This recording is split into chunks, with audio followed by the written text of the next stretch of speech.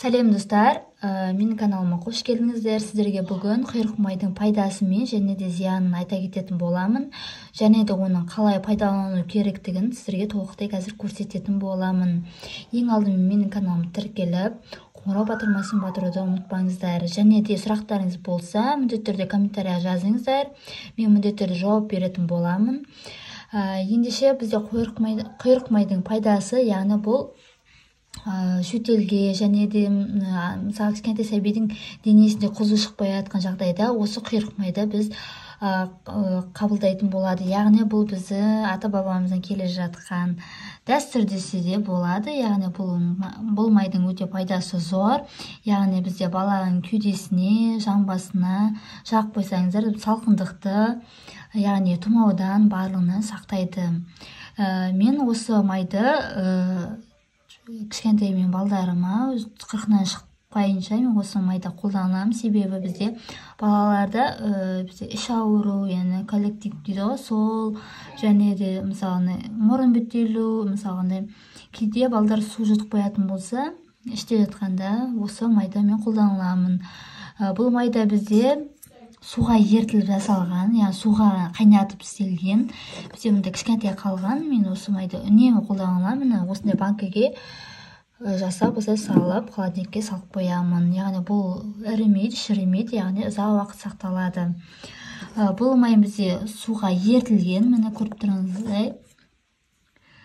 Осындай суға ертілгенде осындай болса, яғни бұл суға ертудің негізгі мақсаты, себебі бұл біз бойындағы емдік қасиеті кетіп қалмайды. Яғни қуырмайсыз, осылай суға ертіп дайындайсыз.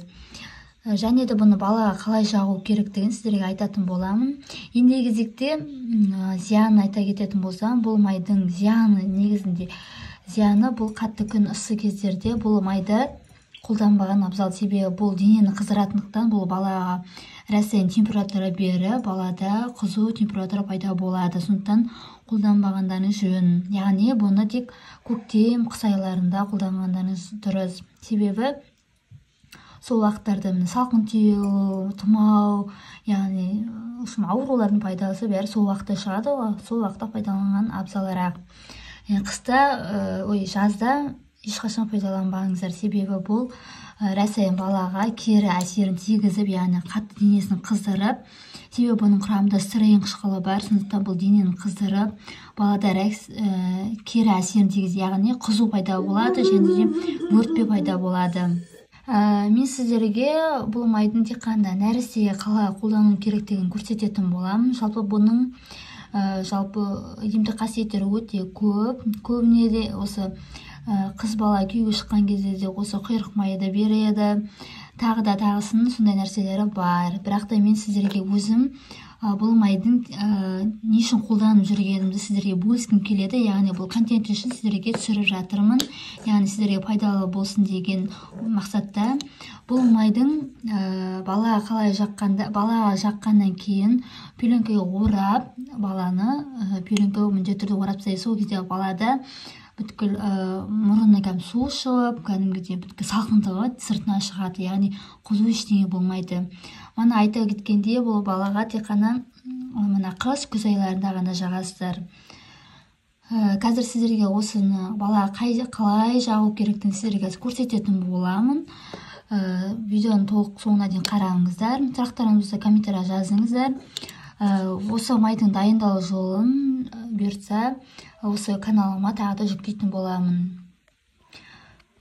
Ендігі кезекте баланы осылай суға түсіріп алып, одан кейін денесіне массаж жасап, денесін қыздырып аламыз.